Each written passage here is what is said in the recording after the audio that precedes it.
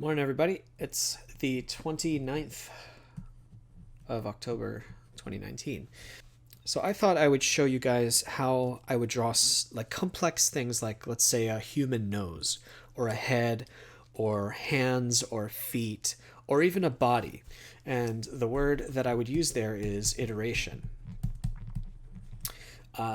So let's say, as a very quick example, I'm going to do a nose from the side. So we have a gray screen here, just a gray, let's say a 20% or 30% gray. And the reason for that is that I can draw shadows, but also light. So I don't just work with a white canvas. So let's say I'm going to make a nose. A nose generally follows, I'm going to draw it from the side, okay? There's the face, whatever.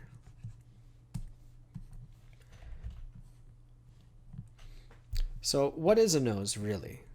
What is its most primitive shape? In 3D, we call these primitive shapes. For example, you have a circle, a pyramid, a cube, etc. So a nose, if you were to look at its most primitive shape, would be a triangle or a pyramid. So let's say noses are pretty complex things, right? Because somebody might have a nose that goes like this, or a nose that is even more pronounced like that, right? There's a lot of different kinds of noses, but they still fit this framework of a triangle. But let's think of it in 3 dimensions, right? Because you can also draw a face from the front. So you got a head, eyes, and a smile. Triangle, right? But now there's an added dimension because we're going into the image as well. Now we're drawing a pyramid.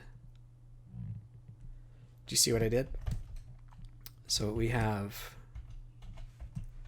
something like that going on. Now you can move this around depending on who you're drawing. Maybe they have a nose that's really high up, or maybe they have a nose that's really low, or maybe they have a nose that's kind of like this, right? You can, following these rules of a grid, let's say, decide, okay, they have a bridge here, a strong bridge. Now I'm going to make another layer on top of this. And then I'm going to lower the opacity of that nose. This is just like a ruler, right? Then I say, okay, they have a bridge, a strong bridge. Nostrils can go here, generally, right? Something like that. And then you get rid of your guide, maybe. Add some shading if you want to. I know this is terrible looking. I'll do a better example. Let's say you want to draw a head. In manga, a lot of the times what they're going to say is draw an oval shape. Oh, actually what they really do is draw a circle first. Maybe you've seen this before. And that circle will represent, the eyes would go here, nose would go here. And then everybody has a different type of jaw, right? So we're drawing primitive shapes. I'll draw a normal looking character. Maybe a bit of a square jaw, let's say. So that's the jaw. And then we'll draw these guidelines here. And roughly that's going to tell us the orientation of where the eyes sort of go and where, if you drew a line straight down their head. Now this layer eventually is going to get deleted. I'm lowering the opacity a little bit. But this tells us where we're going to have things like the nose. I'm going to keep drawing primitive shapes just for now. Nose might go here.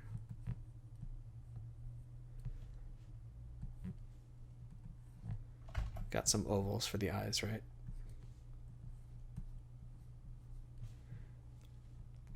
Something like that. And then in the neck is a cylinder. So roughly, I know where I want all these things, and I have time now. You can do this a little easier digitally, but let's say I want to raise the nose or lower it. I can do those things. And then later I can go in on top with another layer and do the details, because I can tell where the nostrils are going to be, for instance, depending on how you like to draw. Say, okay, the nostrils go there. There's a little line here for the nose. Eyes, of course, are already there. Maybe a little something like that. And then as that layer starts disappearing, you get what you could call an ink layer.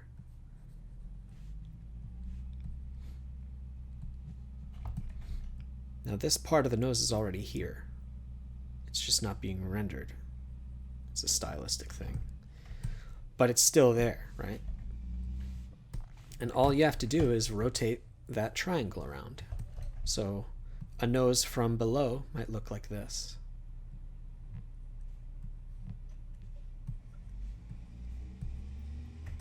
Or from front, if the person's looking upwards,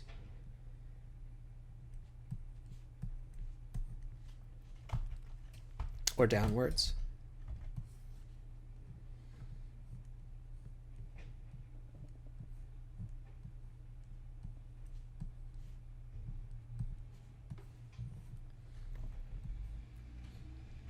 And then all you're doing is filling in these basic shapes of where the nose goes. So let's do something a little more complicated. What I'm going to draw first are cylinders viewed from the side.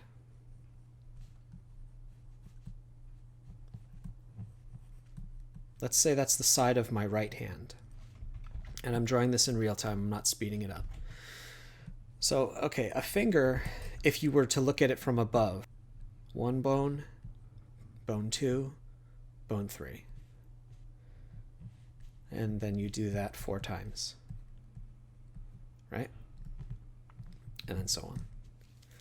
And then you fill in the flesh of the bone by making it a 3D object. So these fingers now, we'll lower the opacity a little bit.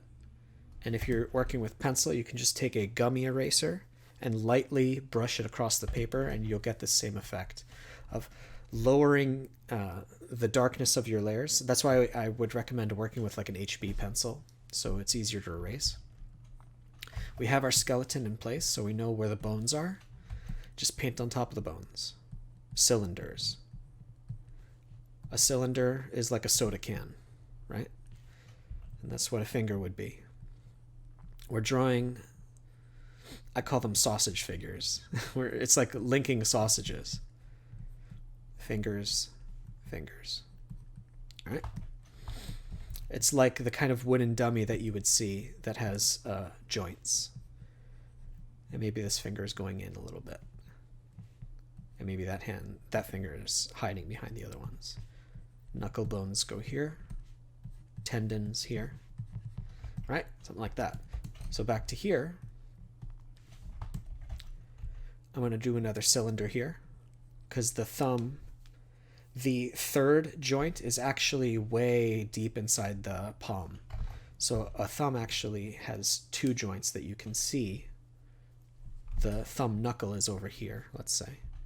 It's not a great angle. But I'm doing 2 joints. Third joint. And let's say I want to do another finger here, going like that. Now, this is another underdrawing we're going to do. So let's say now you have this as a skeleton layer. What you could do, if you like, now we'll do our ink layer. Quick, we're going to add skin and fat to this character. Their hand, nail if you like. And at the end, if you like, you can erase the skeleton and it'll just be the hand underneath.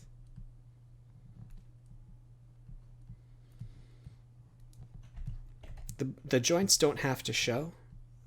It's enough for the artist to know where they are, the illustrator. And that'll build a sort of visual trust between the artist and the audience. Let's do a figure. They say when you're doing a figure, you're going to want to create a wireframe character, like a stick figure, But my stick figures are a little more complex. So you want to try to emulate the bone structure of a human, a real human. Let's say I want to do a complicated pose.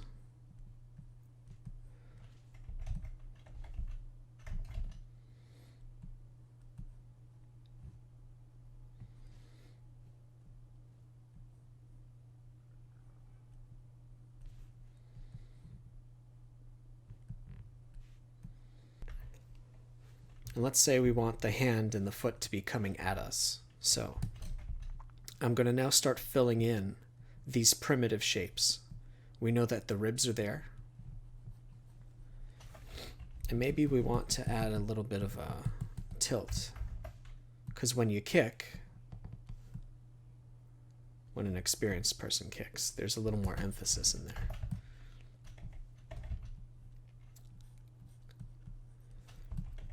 And now I'm going to start filling in primitive shapes. So we'll take this layer, lower the opacity, or draw on top of it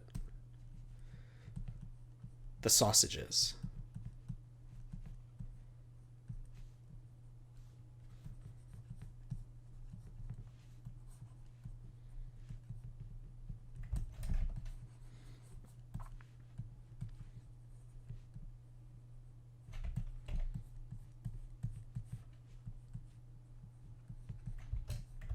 Again, these are just cylinders. I'm thinking about only cylinders, not the finer details of what a hand looks like and where pieces of muscle are. A hand is just a square with cylinders attached. Hands are nothing to be scared of. So I'm just going to draw a square, and that's where the fingers can go. And under the cylinder here for the arm.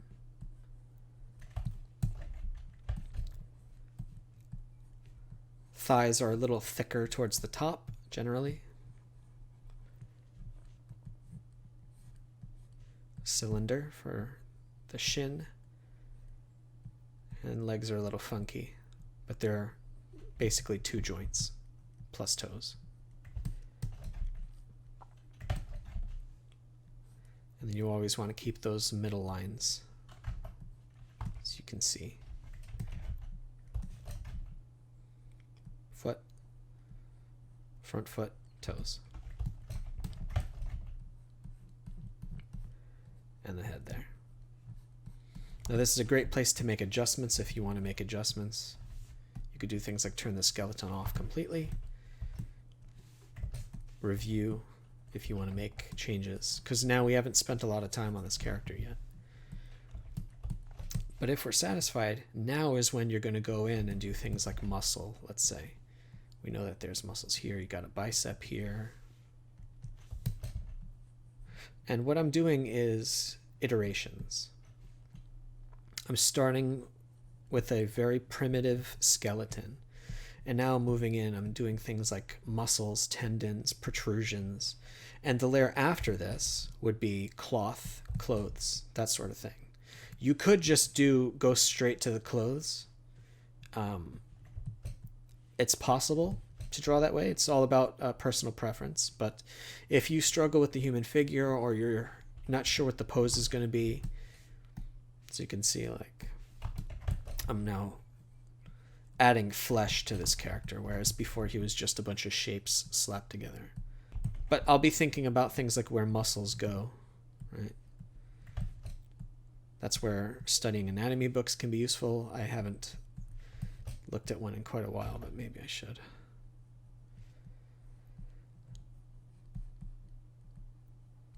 Primitive toes, just ovals. Nothing special. More muscles.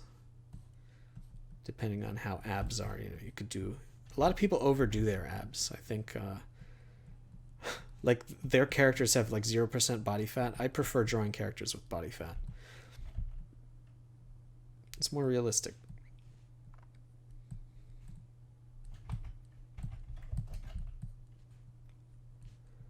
Get a little calf there, ankle, whatever. You got a tough guy here.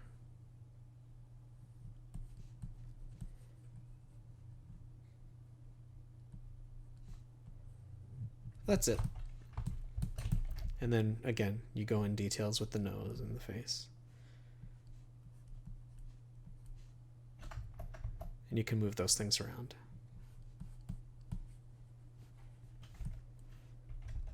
And he's using kicks, right? Now finally, I guess I'll just end with doing cloth. Say he's wearing a gi. It's going to be tight here.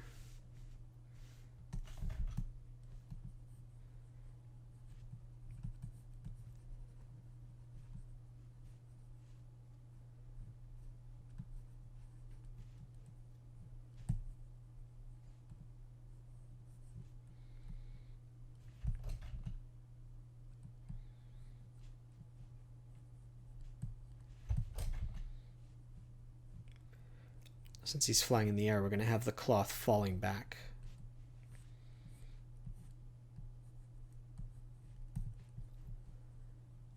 Being affected by things like gravity and wind and all that. I'm being very loose for the sake of time. But you can get as detailed as you want with these with this cloth. It's okay. That's the cloth layer, let's say. And now I'll start erasing what's underneath because obviously the cloth is not see-through here.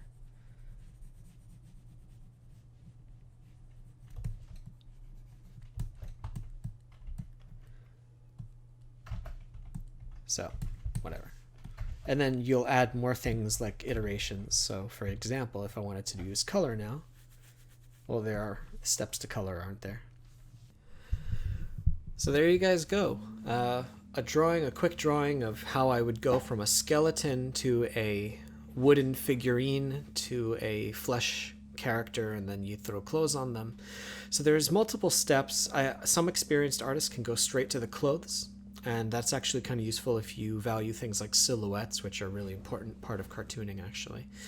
But there you go. Those are many ways. There are many ways to approach drawing figures, and if you're having trouble with things, try to make them into more primitive shapes. If something's too complicated, like a nose, break it down into a pyramid, move it around, and then practice filling in that pyramid.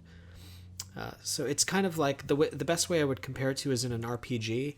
If you're a level 10 warrior, right, and you walk up to a level 20 orc and you start hitting him, you're going to get stomped.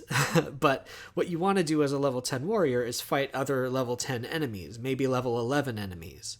And then you'll start leveling up more and more, and eventually you're going to be able to tackle that level 20 orc. So if you find yourself overwhelmed and unable to do something, it might just be that the difficulty level is a little too high for where you are at the moment. So find things that are a little simpler and more primitive to draw. So instead of drawing a really complex building, practice drawing lots of cubes. And if you're good at drawing cubes, you're going to realize, wait, I can just impose buildings like windows and details on top of the cube. And then you can have cubes on top of cubes and have all kinds of complex shapes. So maybe I'll do perspective sometime. But really, it is that simple. If something's too complicated, it's just because it's a higher level enemy. And the only way, and it's really easy actually, it's just time consuming. You can get up there, just do some grinding. Grind against simpler objects that you are, it's not so easy that you're not thinking, but not so hard that you're overwhelmed. You want to find that sweet spot, that Goldilocks zone. So if that's one thing I can ask you guys to remember from this video, is find the Goldilocks zone where it's just difficult enough to challenge you, but not too easy that you're bored. And then you're slowly going to keep leveling up, and you'll be able to do the harder things before you know it. One last note is it's 2 days left until the end of the Indiegogo campaign for Mary Sue. I would love it if you guys, if you haven't already, check out the campaign, see if it's for you. Maybe not. Maybe it is. I don't know. 2 days left, and I've been basically working on it 12 hours a day for the past few weeks. Or, well, it's been a while. I don't even know what day it is sometimes. But it's going to be a lot of work. It's lots of fun, though. And I will be shipping everyone's books within the next couple of weeks, so that's really exciting. I can't wait to hear what everyone thinks. So there you go. Check back on this channel once in a while. Do me the old favor of subs and likes and all that crap. And I'll talk to you next time.